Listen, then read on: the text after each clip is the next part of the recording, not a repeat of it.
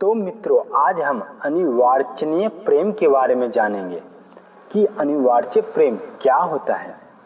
जो मनुष्य संसार में दुखी होकर ऐसा सोचता है कि कोई तो अपना होता जो मुझे अपनी शरण में लेकर अपने गले लगाकर मेरे दुख, संताप, पाप, अभाव या निराशा आदि को हर लेता, उसको भगवान अपनी भक्ति प्रदान करते। परंतु जो मनुष्य केवल संसार के दुख से मुक्त होना चाहता है, पराधीनता से छुटकारा सुविधान होना चाहता है, उसको भगवान मुक्ति प्रदान करते हैं। मुक्त होने पर वह स्वयं में स्थित हो जाता है। स्वयं में स्थित होने पर स्वपना अर्थात व्यक्तित्व का सूक्ष्म अहंकार रह जाता है, जिसके कारण उसको अखंड आनंद का अनुभव होता है। जीव परमात्मा का अंश है, अंश की तरह स्वत आकर्षण होता है। अतः स्वत में स्थित अर्थात मुक्त होने के बाद जब उसको मुक्ति में भी संतोष नहीं होता, तब वह स्व का स्व की तरफ आकर्षण होता है। कारण कि मुक्त होने पर जीवन के दुख का अंत और जिज्ञासा की पूर्ति हो जाती है, पर प्रेम पिपासा शांत नहीं होती है। तात्पर्य यह है कि प्रेमी की जागृति के बिना स्व की भोग का अत्यंत अभाव नहीं होता। स्व की तरफ आकर्षण होने से अर्थात प्रेम जागृत होने से अखंड आनंद में बदल जाता है और व्यक्तित्व का सर्वथा नाश हो जाता है।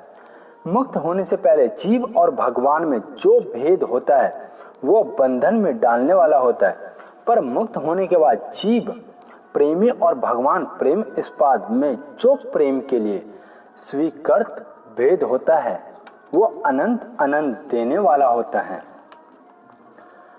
बोध से पहले का द्वैत मोह में डाल सकता है, पर बोध हो जाने पर भक्ति के लिए कल्पित अर्थात स्वीकृत द्वैत आदि से भी अधिक सुंदर होता है।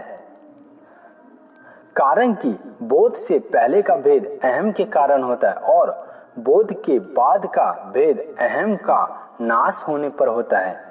जैसे संसार में किसी वस्तु का ज्ञान होने पर ज्ञान बढ़ता नहीं, अज्ञान मिट जाता है, ऐसे ही ज्ञान मार्ग में स्वरूप का ज्ञान होने पर अज्ञान को मिटाकर ज्ञान खुद भी शांत हो जाता है और स्वरूप जो का तो रह जाता है। इसलिए ज्ञान मार्ग में अखंड शांत एक रस आनंद मिलता है। परंतु जैसे संसार में किसी वस्तु में आसक्ति होने पर आसक्ति बढ़ती ही रहती है, ऐसे ही भक्ति मार्ग में भगवान में ही प्रेम होने पर भी वह प्रेम बढ़ता ही रहता है।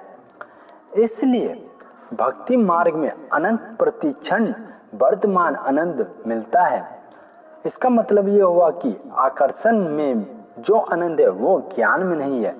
संसारिक वस्तु ज्ञान तो बांधता है, पर स्वरूप का ज्ञान मुक्त करता है। इसी तरह संसारिक वस्तु का आकर्षण तो अपार दुख देता है, पर भगवान का आकर्षण अनंत देता है। अनंत रस को प्रवाहित करने वाली प्रेम रूपी नदी के दो तट हैं, नित्य मिलन और नित्य विरह।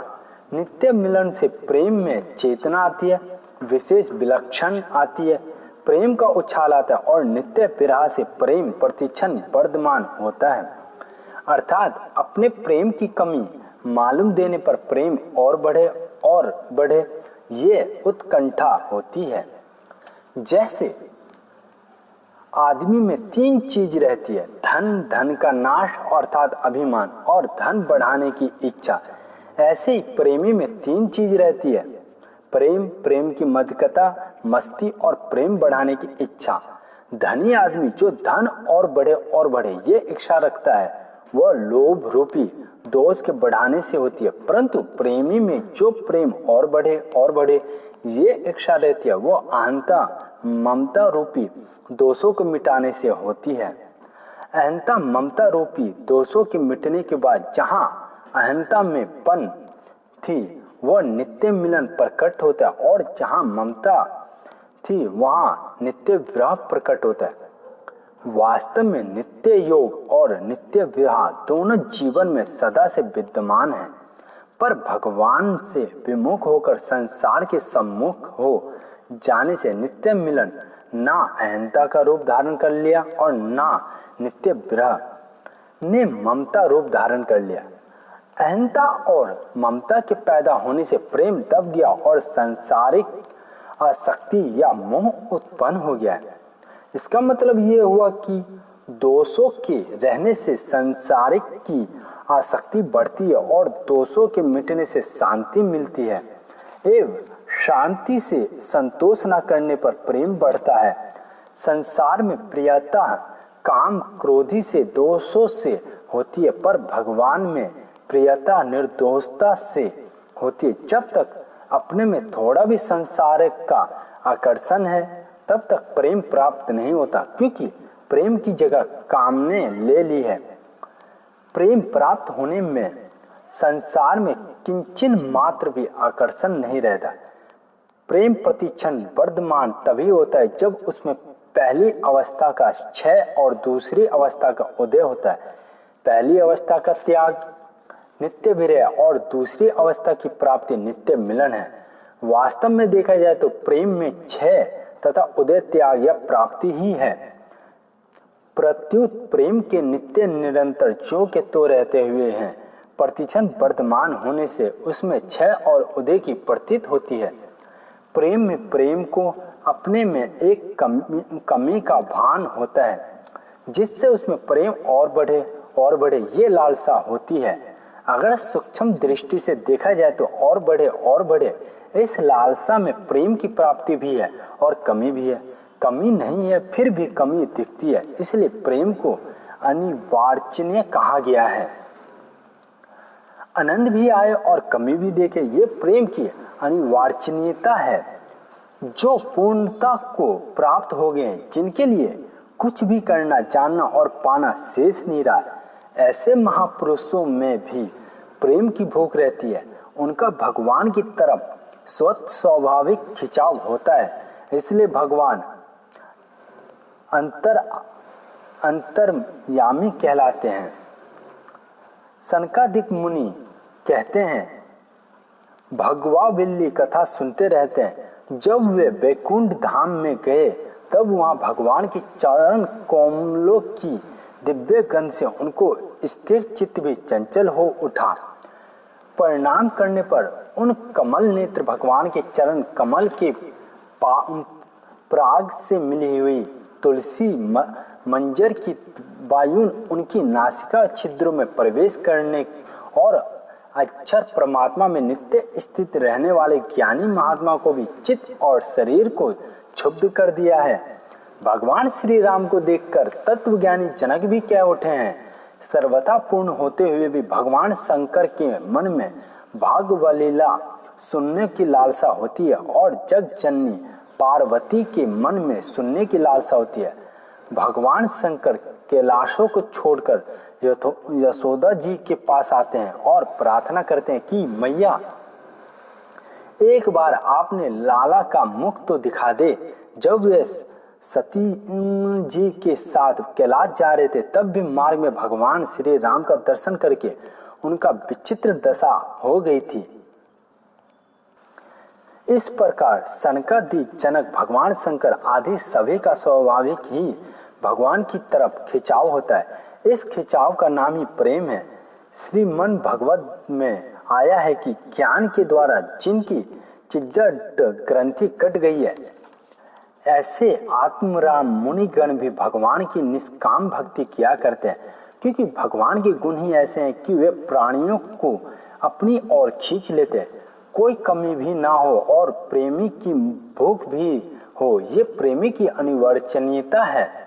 सत्संग में लगे हुए साधकों को यह अनुभव भी है कि प्रतिदिन सत्संग सुनते हुए, भगवान की लीलाएं सुनते हुए भी, भजन कीर्तन करते हुए सुनते हुए भी ना तो उनसे तृप्ति होती है और ना उनको छोड़ने का मन ही करता है।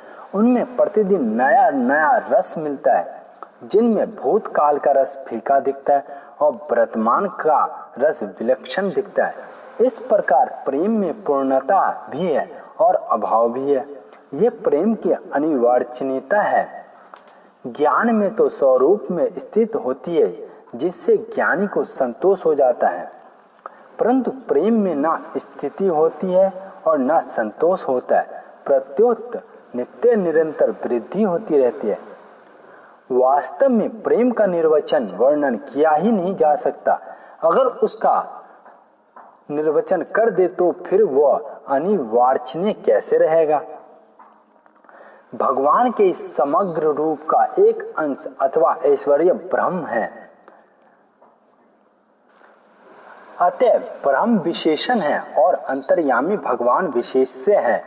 इसलिए ज्ञानी का संबंध विशेषता के साथ होता है और भक्त का संबंध विशेषय के साथ होता है। दूसरे शब्दों में ज्ञानी का संबंध में ऐश्वर्य के साथ होता है और भक्त का संबंध ऐश्वर्य के साथ होता है। ज्ञानी की तो ब्रह्म से तात्विक एकता होती है, पर भक्ति की भगवान के साथ आत्मीय एकता होती है। इसलिए भगवान कहते हैं, ज्ञानी तो मेरी आत्मा ही है, ऐसा मेरा मत है। यहाँ ज्ञानी शब्द तत्व ज्ञानी के लिए नहीं आया है, प्रत्युत सब कुछ भगवान ही है। इसका अनुभव करने वाला ज्ञानी अर्थात शरणागत भक्त के लिए आया है। ज्ञानी की तात्विकता एकता में तो जीव और ब्रह्म में अभेद हो जाता है तथा एक तत्व के सिवा कुछ नहीं रहता, परंतु भक्ति की आत्मीय एकता में जीव और भगवान में अभिन्नता हो जाती है। अभिन्नता में भक्त और भगवान एक होते हुए भी प्रेम के लिए दो हो जाते हैं। यदि भगवान सर्वथा पूर्ण है, उनमें किंचिन मात्र भी अभाव नहीं है, फिर भी वे प्रेम के भूखे हैं। इसलिए भगवान प्रेम लीला के लिए श्री जी और कृष्ण रूप से दो हो जाते हैं। वास्तव में श्री जी कृष्ण से अलग नहीं होते, कृष्ण ही प्रेमी की वृद्धि के लिए श्री जी को अलग करते हैं। इसका मतलब है कि प्रेमी की प्राप्ति होने पर भक्त भगवान से अलग नहीं होता। भगवान ही प्रतिक्षण वर्धमान प्रेम के लिए भक्तों को अलग करते हैं। इसलिए प्रेम प्राप्त होने पर भक्त और भगवान दोनों में कोई छोटा बड़ा नहीं होता। दोनों ही एक दूसरे के भक्त और दोनों ही एक दूसरे के इष्ट होते हैं। तत्व ज्ञान से पहले का भेद तो अज्ञानता से होता है, पर तत्व ज्ञान के बाद का भेद भगवान की इच्छा से होता है। अभिन्नता दो होते हुए भी हो सकती है, जैसे बालक की माँ से, सेवा की स्वामी से, पत्नी की पति से अथवा मित्र की मित्र से अभिन्नता होती है। इसलिए भक्ति में अरहम ही भक्ति की भगवान से अभिन्नता हो जाती है, कारण कि भक्त अपना अलग अस्तित्व नहीं मानता। उसमें ये भाव रहता है कि भगवान ही है, मैं ही हूँ नहीं। प्रेम में मधु ही है, अतः प्रभु मेरे हैं, ऐसा अपनापन होने से भक्त भगवान का ऐश्वर्य प्रभाव भूल जाता है। जैसे महारानी का बालक उसको माँ मेरी है ऐसा मानता है, तो उसका प्रभाव भूल जाता है कि ये महारानी है। एक बाबा जी ने गोपियों से कहा कि कृष्ण बड़े ऐश्वर्यशाली है, उनके पास ऐश्वर्य का बड़ा खजाना है। तो गोपियाँ बोली कि महाराज, उस खजाने की चाबी तो हमारे पास है, कन्हैया के पास क्या है? उसके पास तो कुछ भी नहीं है। तो इसका अर्थ है कि मधुर्य में ऐश्वर्य की विस्मृति हो जाती है। संसार में तो ऐश्वर्य की ज्यादा आदर है, पर भगवान में मधुर्य का ज्यादा आदर है। जिस समय भगवान में मधुर्य शक्ति प्रकट रहती है, उस समय ऐश्वर्य शक्ति दूर भाग जाती है, पास नहीं आती है। वास्तव में भक्त भगवान के ऐश्वर्य को देखता ही नहीं है, कारण कि भगवान को भगवान समझकर प्रेम करना भगवान के साथ प्रेम नहीं है, भगवान का ऐश्वर्य के साथ प्रेम है। जैसे धन को देखकर धनवान के साथ स्नेह करना वास्तव में धनवानता के साथ स्नेह करना है। प्रेम की जागृति में भगवान की कृपा ही खास कारण है। प्रेम की वृद्धि के लिए विरह और मिलन भी भगवान की कृपा से प्राप्त होते हैं। आदर पूर्व भगवान विल्ला का श्रवण, वर्णन, चिंतन तथा भगवान मन का कीर्तन आदि साधनों के बल से प्रेम की प्राप्ति नहीं होती। समय का सदुपयोग होता है, जिसको विष्णु बच्चा योर्ण में कालक्षेप कहा गया। भगवान की कृपा प्राप्त होती है। उनकी शरण होने पर शरण होने में संसार के आश्रय का त्याग मुख्य है। संसार से अलग होने पर संसार का ज्ञान होता है और भगवान से अभिन्न होने पर भगवान का ज्ञान होता है। कारण कि जीव संसार अलग है और भगवान से अभिन्न है, ये वास्तविक यथार्थ बात है। परंतु शरीर संसार से एकता मन से संसार का ज्ञान नहीं होता और संसार का ज्ञान ना होने से ही संसार की तरफ खिंचाव होता है। इसी तरह भगवान से भिन्नता मानने से भगवान का ज्ञान नहीं होता और भगवान का ज्ञान ना होने से भगवान की तरफ खिंचाव नहीं होता। संसार अपना नहीं है। इस तरह संसार ज्ञान होने से संसार से संबंध विच्छेद हो जाता है। भगवान अपने हैं, इस तरह भगवान का ज्ञान होने से भगवान के साथ अभिन्नता होकर प्रेम हो जाता है।